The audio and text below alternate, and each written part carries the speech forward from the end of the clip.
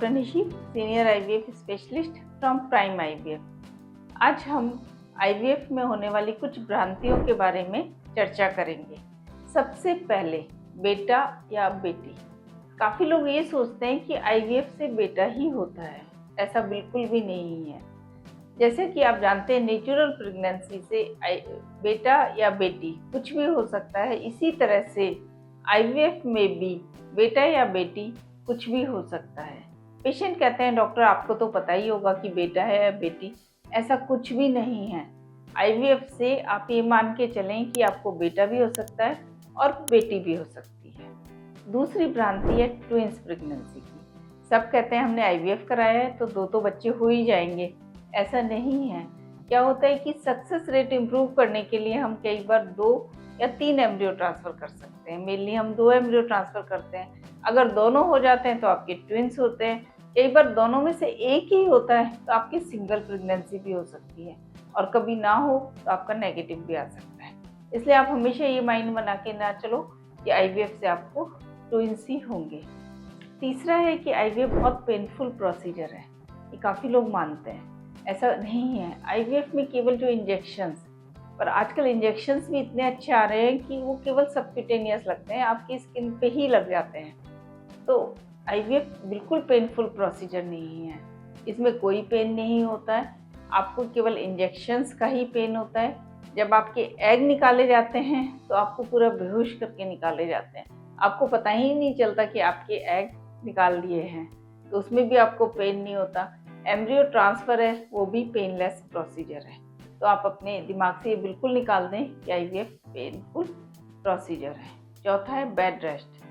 ये सब लोगों में बहुत भ्रांति है कि आईवीएफ करा लिया, टेस्ट ट्यूब बेबी करा लिया तो अब हमें सीधा लेट के बेड रेस्ट ही करना है। बिल्कुल ऐसा नहीं है। आप इसमें वॉक कर सकते हो, छोटी मोटी एक्सरसाइज कर सकते हो, डेली रूटीन के आपको सारे काम करने हैं। आईवीएफ में कंप्लीट बेड रेस्ट की कोई ज़रूरत नहीं है। हम ये कहते हैं कि आप हैवी एक्सरसाइज ना करो, हैवी वर्क ना करो, पर इसका मतलब ये नहीं कि आप पूरे दिन लेट के रहो। आप अपने छोटे मोटे रूटीन वर्क सब कर सकते हैं।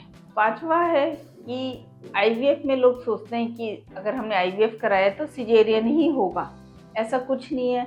हमारे यहाँ काफ़ी पेशेंट नॉर्मल डिलीवरी भी हुई है आफ्टर आईवीएफ के बाद। तो जितना ये सब क्या होता है कि जब आपकी डिलीवरी होने वाली होती है तब पता चलता है कि आपकी नॉर्मल डिलीवरी होगी या सिजेरियन होगा, या आपके हाइट पे, बच्चे के वेट पे, बच्चे का या मदर का कोई कॉम्प्लिकेशन तो नहीं है।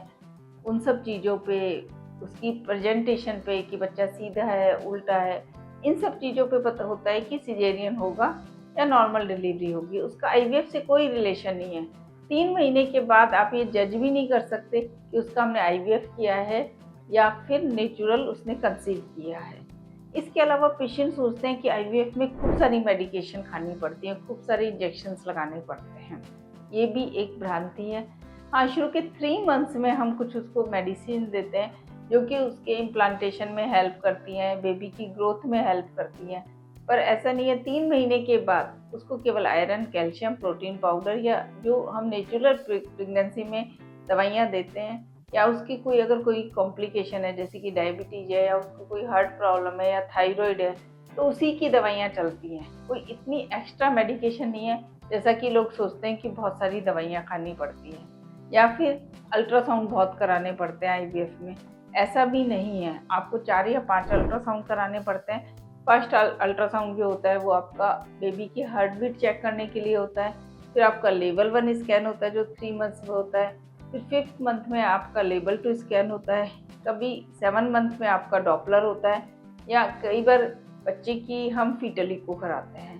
तो यही सभी अल्ट्रासाउंड नेचुरल प्रेगनेंसी में भी कराए जाते हैं। तो जो ये भ्रांतियाँ हैं कि ट्विंस होता है, बेटा होता है, कंप्लीट बेड रेस्ट है, या आपका सिजेरियन ही होगा, या बहुत सारी दवाइयाँ खानी है, या फिर आपको बहुत पेन होगा, ये सब गलत है। आपको इससे आईवीएफ से संबंधित और भी कोई क्वेश्चन है तो आप सजेशन बॉक्स में जाके पूछ सकते हैं या फिर मुझे ईमेल कर सकते हैं। धन्यवाद।